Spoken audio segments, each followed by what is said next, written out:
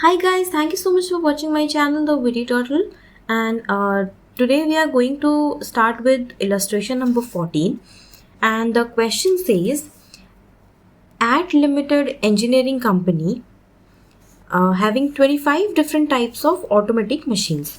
ये एक engineering company है at limited जिसके पास 25 different types के machines हैं, ठीक है. सो ये कंपनी आपको फॉलोइंग डेटा दे रहा है regarding 2016-17 in respect of machine B. एक ही मशीन के बारे में ये डेटा आपको गिवन है. ओके, सो यहाँ पर क्या दिया है? Cost of the machine 50,000 rupees, life is 10 years और उसका जो स्क्रैप वैल्यू है दैट इज नील. फर्दर दिया है ओवरहेड एक्सपेंसेस क्या क्या है. Factory rent 50,000 per annum, heating and lighting 40,000, फिर सुपरविजन 1,50,000 पर annum, reserve equipment of machine B. Okay, ये है आपका 5,000 पर annum. Area of the factory और area occupied by the machine ये आपको अपॉर्शनमेंट के लिए दिया है. फर्दर आपको क्या बोल रहा है? Wages of operator is 24 rupees per day of 8 hours including all fringe benefits. Okay, सारे बेनिफिट्स को मिला के उसका जो वेज जो ऑपरेटर है उनका वेज कितना है? 24 रुपीज़ पर डे है और एक दिन में they are working for 8 hours. The operator attends to one machine when it is under setup and 2 machines while under operation. Okay, जो ऑपरेटर है ना, जब मशीन सेटअप हो रहा होता है उस टाइम वो एक ही मशीन को अटेंड करते हैं और जब ऑपरेशन चल रहा होता है तब वो 2 मशीन को ऑपरेट करते हैं, ठीक है. फर्दर आपको क्वेश्चन में क्या बोल रहा है? फर्दर बोल रहा है एस्टिमेटेड प्रोडक्शन आवर्स है 3,600 per annum. Okay, this much of मतलब 3,600 hours per annum. Estimated setup time 400 hours per annum और पावर जो है दैट इज़ 0.5 पर आवर. और यहाँ पर क्या बोल रहे हैं? 0.5 ये है आपका रुपीज़ में है. फिर क्या बोल रहा है? Prepare a schedule of comprehensive machine hour rate and find the cost of the following jobs. In jobs का आपको कॉस्ट निकालना है, ठीक है. आपके पास 2 जॉब्स गिवन है. वन इज़ जॉब 1102, दूसरा है जॉब 1308. और इन दोनों ही जॉब्स के लिए आपको सेटअप टाइम दिया है in hours and operation time भी दिया है इन आवर्स, ठीक है. तो हमें बेसिकली क्या करना है? जब मशीन ऑपरेशन में है, जब मशीन को ऑपरेट किया जा रहा है तब उसका मशीन आवर रेट कितना है, और जब उसको सेटअप किया जा रहा है तब उसका मशीन आवर रेट कितना है, ये दोनों हमें निकालना है. तो सबसे पहले हम लोग कैलकुलेट करेंगे जब मशीन ऑपरेशन में है, ठीक है. जब मशीन आपका ऑपरेशन में है तब मशीन आवर रेट कितना आ रहा है. आपको पता है पहले स्टैंडिंग चार्जेस निकालते हैं, फिर हम लोग मशीन एक्सपेंसेस निकालते हैं. तो जो स्टैंडिंग चार्जेस है, पहला है आपका रेंट, ठीक है. फैक्ट्री रेंट कितना है? रेंट दिया है 50,000 रुपीज़ पर एनम. और इसको हम लोग रेंट को किस हिसाब से अपॉर्शन करेंगे? रेंट को हम लोग अपॉर्शन करेंगे according to the area occupied by the machine divided by कितना फैक्ट्री का टोटल एरिया है. तो area occupied by the machine कितना है? 3,000 square feet by total area of the factory है 80,000 स्क्वायर फीट. ओके, सो ये आपका आ जाएगा 1875, ठीक है. ये भी आपका रुपीज़ में ही है. हीटिंग एंड लाइटिंग का चार्जेस दिया है आपको 40,000 पर एनम और ये भी सेम आपका 3/80 हो जाएगा, क्योंकि हीटिंग एंड लाइटिंग के लिए आपको लाइट पॉइंट्स के बारे में नहीं बोला है. So you have to apportion that in the ratio of जो भी आपका फ्लोर स्पेस है, फ्लोर एरिया है, ठीक है. सो ये क्या हो जाएगा आपका 5 and this will be 1,500. Next है सुपरविजन में कितना खर्चा आ रहा है? सुपरविजन में आ रहा है टोटल 1,50,000 रुपीज़ पर एनम, ठीक है. तो ये जो सुपरविजन का टोटल कॉस्ट आ रहा है, this 1,50,000 is for all the 25 machines, but we are calculating the machine hour rate for only 1 machine, so it will be 1/25. ठीक है, ये आपका आ जाएगा 6000 रुपीज़। नेक्स्ट है आपका रिजर्व इक्विपमेंट्स। रिजर्व इक्विपमेंट्स का कितना दिया है 5000, वो तो आपका डायरेक्टली जाएगा 5000। इन सबको जब हम लोग ऐड कर देंगे ये हो जाएगा 14,375 रुपीज़। इन सब का टोटल क्या हो जाएगा 14,375 रुपीज़। ठीक है, ये है आपका टोटल स्टैंडिंग चार्जेस। हमें क्या निकालना है, कॉस्ट पर आर निकालना है। तो कितने घंटे ये जो मशीन है ये चल रही है टोटल, ये मशीन टोटल जो आपका एस्टिमेटेड प्रोडक्शन आवर्स है वो कितना दिया है बुक में 3600 प्लस एस्टिमेटेड सेटअप टाइम जो कि है 400 आवर्स। तो ये दोनों मिला के आपके हो जा रहे हैं कितने 4000 आवर्स। और आपका कॉस्ट है टोटल 14,375। तो इसको जब हम लोग डिवाइड करेंगे ये आपका आ जाएगा 3.59। ठीक है, 3.59 रुपीज़। नेक्स्ट हम लोग निकालेंगे मशीन एक्सपेंसेस क्या क्या आ रहे हैं। डेप्रिसिएशन, डेप्रिसिएशन के लिए हमें जो भी इंफॉर्मेशन चाहिए सब कुछ हमें क्वेश्चन में गिवन है। जो मशीन है उसका कॉस्ट है कितना 50,000 रुपीज़। अगेन इसका स्क्रैप वैल्यू कुछ नहीं दिया है, so that is nil, divided by estimated life कितना दिया है 10 ईयर्स दिया है। ठीक है, तो उसके बाद जो डेप्रिसिएशन आएगा वो सालाना डेप्रिसिएशन आएगा पूरे 1 साल का कितना है। एंड 1 साल में डेप्रिसिएशन हम लोग कैसे कैलकुलेट करेंगे, कितने घंटे मशीन रन कर रही है उस हिसाब से। सो प्रोडक्शन आवर्स कितने हैं हमारे 3600 आवर्स। ठीक है, सो ये जो अमाउंट है ये क्या है आपका टोटल कितने घंटों तक मशीन रन कर रही है। जितना मशीन रन करेगी उतना ही उसका डेप्रिसिएशन होगा, है ना। और क्योंकि हम लोग ये पर आवर के हिसाब से निकाल रहे हैं तो इसीलिए इसको हम लोग आवर्स में कन्वर्ट कर देंगे। ठीक है, तो ये आ गया आपका depreciation per hour is 1.39 rupees. Wages देखते हैं हम लोग। वेजेस क्या बोल रहा है, वेजेस बोल रहा है 24 रुपीज़ पर डे वो लोग लेते हैं। ठीक है, 24 पर डे। और एक दिन में they are working for 8 hours. एक दिन में वो लोग 8 घंटों के लिए काम कर रहे हैं। और यहाँ पर एक बहुत ही क्रूशियल इन्फॉर्मेशन दिया है जिसमें अक्सर बच्चे गलती करते हैं, वो है कि जो ऑपरेटर है ना वो जब मशीन सेटअप हो रही होती है तब वो एक मशीन को अटेंड करते हैं, लेकिन जब मशीन फंक्शन कर रही होती है तो उस टाइम वो 2 मशीन्स को अटेंड करते हैं। सो ये क्या हो जाएगा, ये जो टोटल वेजेस आ रहा है घंटों के हिसाब से, 1 घंटे का आ रहा है 3 रुपये। अगेन उसको हम लोग डिवाइडेड बाय 2 करेंगे क्योंकि ये जो अमाउंट है this is for 2 machines and we are calculating the machine hour rate for 1 machine, right. तो ये क्या हो जाएगा, दिस विल बी 1.5, ये है 3/2 1.5 और पावर तो आपको दिया ही है 0.5, है ना। सो आपका टोटल कितना आ जाएगा, ये आपका टोटल आ जाएगा 3.39 रुपीज़। ठीक है, 3.39 रुपीज़। अब आप देखो मशीन आर रेट आपका when machine is an operation वो कितना हो जाएगा, दिस प्लस दिस, इन दोनों को ऐड कर देने पर ये आ जाएगा 6.98 रुपीज़। ठीक है, आंसर मिल गया आपको। जैसे हमने ऑपरेशन के लिए निकाला था सेम चीज़ है, सेम चीज़ आ जाएगा हम लोग का किसके लिए, हम लोग का सेटअप के लिए आ जाएगा। यहाँ पर देखो रेंट क्या है, रेंट जितना ये जो स्टैंडिंग चार्जेस हैं ये तो आपका सेम ही रहेगा, फिर चाहे वो मशीन ऑपरेट हो रही है या फिर सेटअप हो रहा हो ये तो सेम ही रहेगा। तो ये क्या हो जाएगा, रेंट हो जाएगा आपका 1875। अगेन हीटिंग एंड लाइटिंग का कितना खर्चा आ रहा है 1500 रुपीज़। सुपरविजन का कितना आ रहा है 6000 रुपीज़। रिजर्व इक्विपमेंट्स का है 5000 रुपीज़। टोटल है इसका 14,375। Again you will have to divide this by 4000 hours, तो आपका ये आ जाएगा 3.59। ठीक है, आपका जो कॉस्ट पर आवर है वो आपका आ जाएगा 3.59, very similar to the way we have done here. ठीक है, नेक्स्ट देखते हैं मशीन एक्सपेंसेस। जो मेन डिफरेंस आता है ना वो मशीन एक्सपेंसेस में ही आता है।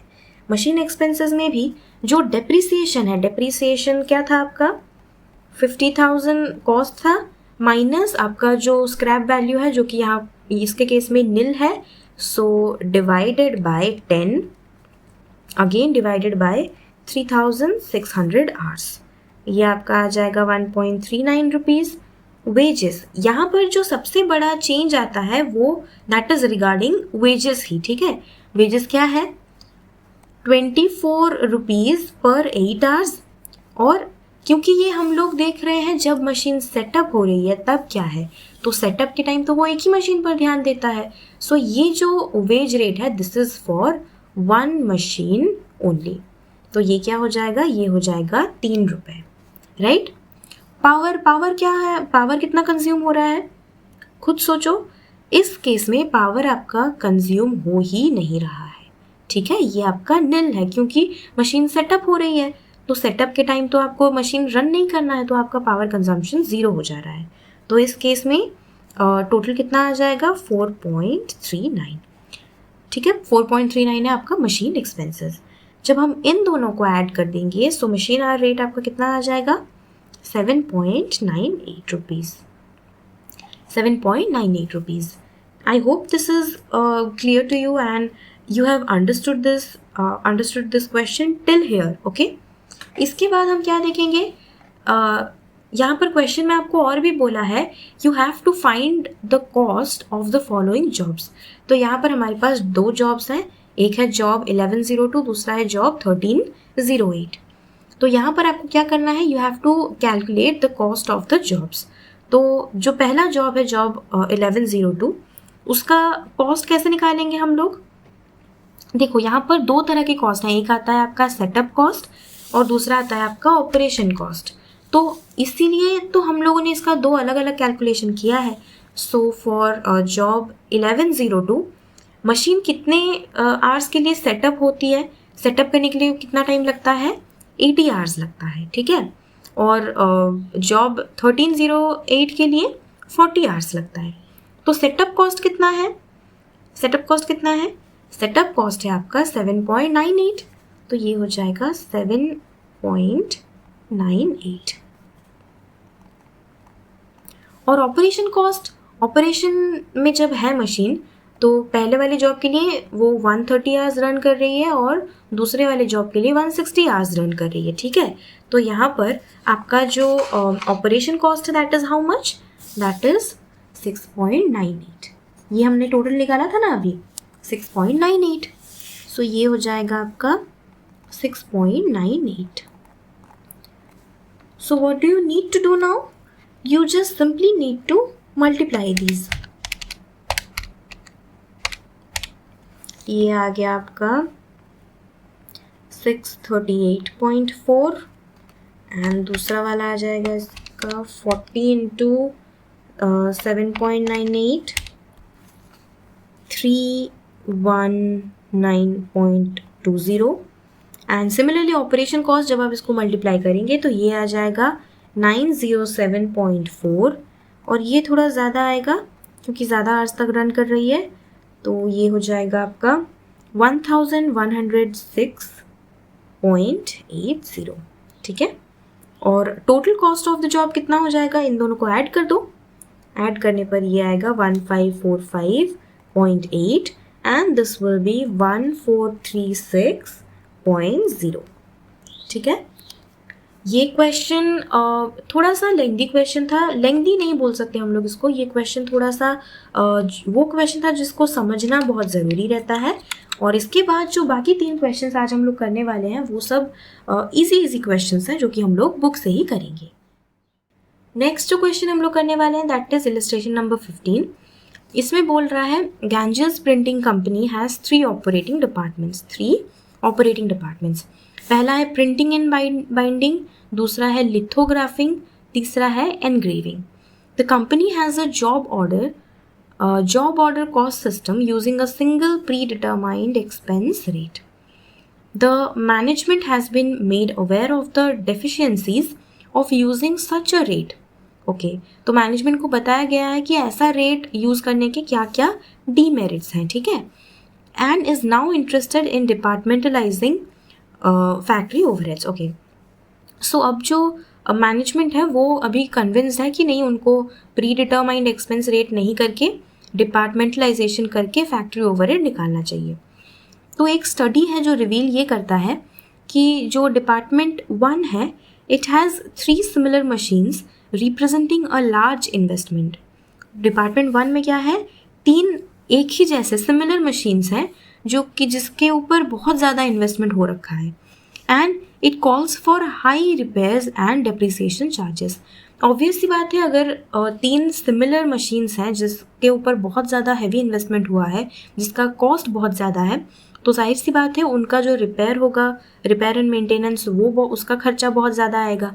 प्लस जिस मशीन का कॉस्ट जितना ज़्यादा है उस पर डेप्रिसिएशन भी उतना ही ज़्यादा आएगा, और क्योंकि 3 है, नंबर भी ज़्यादा है, तो जाहिर सी बात है कि खर्चा ज़्यादा होगा। Department 2 has the workers who perform similar tasks and are therefore paid the same hourly wage. उनको hourly wage मिलता है और सारे workers जो हैं वो लोग similar काम perform करते हैं। Department 3 has several classes of workers. Okay, यहाँ पर ना अलग अलग types के workers हैं, जैसे कि skilled, semi skilled, unskilled ऐसे, and each group is being paid the same hourly wage. हर ग्रुप को सेम आवरली वेज मिल रहा है। The estimated factory overhead and production data cost are as follows. तो यहाँ पर क्या है, printing and binding, lithographing and engraving, ये तीनों हैं, तीनों क्या है, तीनों डिपार्टमेंट्स हैं, ऑपरेटिंग डिपार्टमेंट्स हैं। तो इन सब का आपको फैक्ट्री ओवरहेड दिया है, डायरेक्ट लेबर आवर्स दिया है, डायरेक्ट लेबर कॉस्ट दिया है, एंड मशीन आवर्स दिया है, ठीक है। सो what do you need to calculate? You need to make an analysis to advise the management regarding the types of rates to be used in these departments. तो सबसे पहले आपको क्या करना है, आपको कितने टाइप्स के आप ओवरहेड रेट्स निकाल सकते हो वो आपको देखना है। तो यहाँ पर आप देखकर पहले मुझे रफली बताओ कि आप कौन सा ओवरहेड रेट निकाल सकते हो। पहला तो है आप लेबर आवर्स के हिसाब से निकाल सकते हो, ओवरहेड रेट पर लेबर आवर निकाल सकते हो। दूसरा है ओवरहेड रेट पर मशीन आवर निकाल सकते हो। तीसरा क्या है, ये जो डायरेक्ट लेबर कॉस्ट है ये क्या है, डायरेक्ट वेजेस ही तो है, तो आप overhead as a percentage on direct wages भी यहाँ पर निकाल सकते हो। दूसरा क्या बोल रहा है, दूसरा बोल रहा है a computation of the rates recommended. Okay, तो ये तीनों आप निकाल सकते हो और आपको उनका रेट भी कैलकुलेट करना है। तो ये जो क्वेश्चन है ना बहुत इजी है, ऐसा क्वेश्चन शायद आप MCQ में ही एक्सपेक्ट कर सकते हो, या फिर मैक्स टू मैक्स 2 मार्क्स का क्वेश्चन अगर आएगा तो आ सकता है। तो यहाँ पर एक और चीज़ हमें देखना है क्या, कि यहाँ पर जो इतना लंबा डेटा आपको दिया है ये क्यों दिया है आपको, सो दैट आप कौन सा ओवरहेड रेट किस डिपार्टमेंट में अप्लाई करने से फ़ायदा होगा ये आइडेंटिफाई कर पाओ, है ना।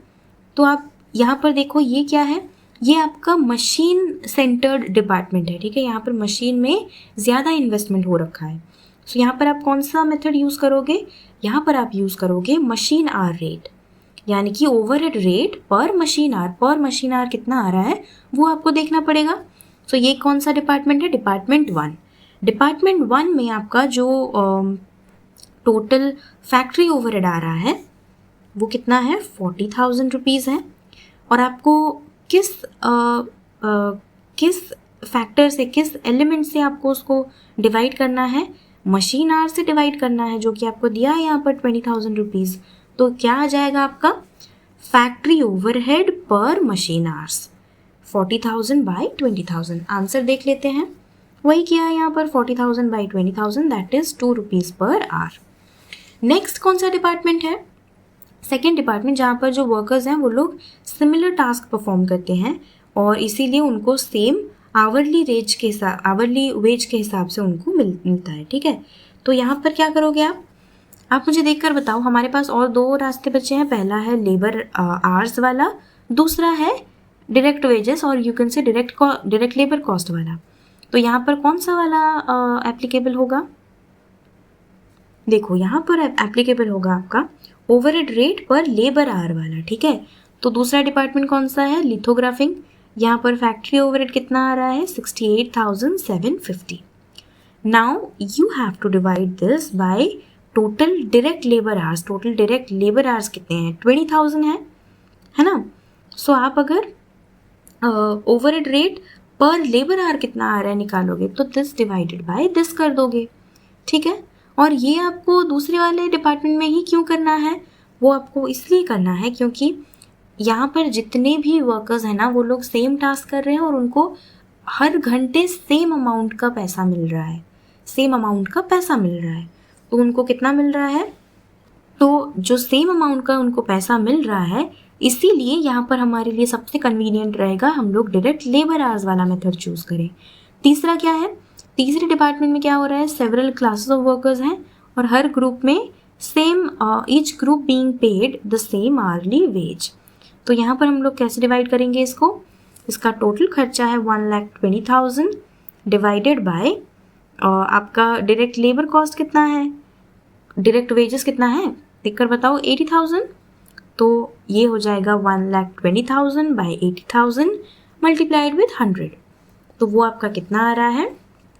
सोल्यूशन देखते हैं, 150% आ रहा है। In Department 3, it is better and appropriate to use overhead rate based on certain percentage of wages because workers are paid at different rate. Workers जो हैं उनको अलग अलग रेट मिल रहा है। एक क्लास ऑफ पीपल को सेम रेट मिल रहा है लेकिन हर सारे क्लासेस को अलग अलग रेट मिल रहा है। सिमिलरली ओवरहेड रेट पर लेबर आवर ये भी आपका आ जाएगा ₹3.4375 per hour, right. Next illustration देखते हैं, that is illustration number 16। Question क्या बोल रहा है? For a department the standard overhead rate is 2.5 per hour and the overhead allowances are as follows. अगर आपका एक्टिविटी लेवल हो रहा है 3,000 आवर्स तो उस केस में बजट ओवरहेड कितना अलाउड है आपको? 10,000 रुपीज़। अगर एक्टिविटी लेवल है 7,000 आवर्स तो ये हो जाएगा 18,000 रुपीज़। ये अगर है 11,000 hours so this will become 26,000 rupees. You have to calculate the fixed cost. यहाँ पर फिक्स्ड कॉस्ट कितना है वो आपको कैलकुलेट करना है। और दूसरा जो क्वेश्चन आपको पूछ रहा है that is the standard activity level on the basis of which the standard overhead rate has been worked out. जिस बेसिस पर आपका स्टैंडर्ड ओवरहेड रेट निकाला गया है उसी बेसिस पर स्टैंडर्ड एक्टिविटी लेवल आपका क्या रहेगा, राइट। तो हम लोग यहाँ पर फिक्स्ड कॉस्ट कैसे निकालेंगे? फिक्स्ड कॉस्ट आपको जब भी निकालना रहता है ना, so you need to do one thing. ये जो आपको एक्टिविटी लेवल दिया है, आप लोग बजटरी कंट्रोल अगर आप लोगों ने कंप्लीट कर लिया है तो उसमें पेपर नंबर 8 का ही लास्ट 3-4 क्वेश्चंस में ही एक क्वेश्चन है जहाँ पर आपको सेमी वेरिएबल कॉस्ट को सेग्रीगेट करना रहता है कि कितना फिक्स्ड है और कितना ओवरहेड है। वहाँ पर हम लोगों ने जो किया था यहाँ पर भी आपको सेम चीज़ करना है। क्या करना है? फिक्स्ड आपको कैसे निकालना है? जितना आपका कॉस्ट में डिफरेंस आ रहा है डिवाइडेड बाय आपका एक्टिविटी लेवल में कितना डिफरेंस आ रहा है, ठीक है। ये जिस रेशियो में बढ़ रहा है क्या ये भी उस रेशियो में बढ़ रहा है? ये हम लोग कैसे चेक करेंगे? जितना आपका हाई लेवल ऑफ कॉस्ट है वो माइनस आपका लो लेवल कॉस्ट जितना है डिवाइडेड बाय आपका हाई लेवल आवर्स जितना है माइनस लो लेवल आवर्स जितना है, उससे आपको क्या मिल जाएगा? वेरिएबल ओवरहेड पर आवर, ठीक है। ये आपका इतना वेरी कर रहा है। अब आप क्या करोगे? यहाँ पर आप देखो आपका टोटल खर्चा आ रहा है 10,000 रुपये, लेकिन आपका जो वेरिएबल ओवरहेड पर आवर है वो कितना है? 2 रुपये है। यहाँ पर 3,000 घंटों तक एक्टिविटी हो रहा है। सो अगर हम लोग वेरिएबल कॉस्ट कैलकुलेट करें so that will be 3,000 into 2 equals to 6,000। तो आपका फिक्स्ड कॉस्ट कितना आ जाएगा? 10,000 minus 6,000, obviously that will be 4,000 rupees, है ना। तो यहाँ पर भी आपको वही सेम चीज़ बताया है बुक में। ये आई थिंक ये तो ईजी आपको समझ में आ ही गया होगा। नेक्स्ट देखते हैं हम लोग सेकंड पॉइंट में क्या बोल रहा है कि आपको वो एक्टिविटी लेवल निकालना है जिस बेसिस पर आपका ये जो standard overhead rate 2.5 per our वाला निकाला गया है। तो ये हम लोग कैसे निकालेंगे? इसको निकालने के लिए आपको क्या करना है, फिक्स्ड कॉस्ट जितना भी है उतना divided by fixed overhead per hour. Fixed overhead per hour कितना है आपको यहाँ पर 2.5 स्टैंडर्ड है आपका, और आपको वेरिएबल कितना लग रहा है आपको, आप अगर कैलकुलेट करोगे तो जनरली आपको लग रहा है 2 रुपीज़ पर आवर। तो स्टैंडर्ड एक्टिविटी लेवल ऐसे निकलेगा आपका, fixed cost divided by 2.5 minus 2, that will be 8000 hours, right. Next हम लोग देखने वाले हैं illustration number 17। In a certain factory 3 products, 3 products यहाँ पर बन रहे हैं from different materials by similar process. Okay, process जो है दैट इज सिमिलर लेकिन मटीरियल्स डिफरेंट हैं। For a typical period production cost are given to you. तो प्रोडक्ट ए, बी एंड सी है, मटीरियल कितना यूज़ हुआ है, डायरेक्ट लेबर कॉस्ट कितना है और एक्चुअल ओवरहेड्स कितना है वो भी आपको दिया हुआ है। Overhead is charged to cost of each product at the rate of 25% on prime cost। ठीक है, प्राइम कॉस्ट कैसे निकलेगा, इन दोनों चीज़ों से आपको प्राइम कॉस्ट मिल जाएगा और अकॉर्डिंगली आप ओवरहेड रेट भी निकाल सकते हो। और क्या बोल रहा है, do you see anything wrong in principle in this method of charging overheads? If so suggest a preferable method. तो यहाँ पर आप देखो, यहाँ पर एक बहुत ही इंट्रिकेट इन्फॉर्मेशन आपको दिया है कि ये जो सारे प्रोडक्ट्स हैं ना, ऑल्दो वो लोग सिमिलर प्रोसेस से गुजर रहे हैं लेकिन अलग अलग different materials have been used. So यहाँ पर क्या हो जाएगा ना, बेटर तरीका ये होगा अगर आप प्राइम कॉस्ट ना लेकर आप उस मटेरियल जितना यूज़ हो रहा है उसके बेसिस पर, अगर आप डायरेक्ट मटेरियल्स के बेसिस पर अगर आप ओवरहेड्स को चार्ज करोगे सो वो थोड़ा सा बेहतर टेक्निक बन जाएगा। ठीक है, तो यहाँ हम लोग देखते हैं, ये याद रख लो, overhead is charge to cost of each product at the rate of 25% on prime cost. ये आपका पॉइंट 1 है, this is your point 2। Coming to the solution, since different materials are used for producing products, it is advisable, preferable and appropriate to use the method of absorbing overheads based on percentage of materials. Based on what? Based on percentage of materials instead of percentage on prime cost. ठीक है, instead of percentage of prime cost. तो पहले तो हम लोग जो first point दिया है वो सॉल्व करते हैं। मटेरियल लेबर का आपको दिया ही है बुक में, आप प्राइम कॉस्ट निकाल लोगे। प्राइम कॉस्ट जितना है उसका 25% आपको ओवरहेड चार्ज करना है। ठीक है, तो इसका 25% कितना हो जाएगा, 700 है ना। सो प्राइम कॉस्ट जितना है उसका 25% आपको चार्ज करना है। This is very simple. अब जो सेकेंड पॉइंट है वो क्या बोल रहा है कि यहाँ पर आपको अगर प्रिंसिपल में कुछ गलत लग रहा है तो वो आप आइडेंटिफाई करो और बताओ कि कैसे करने से ये बेटर रहेगा।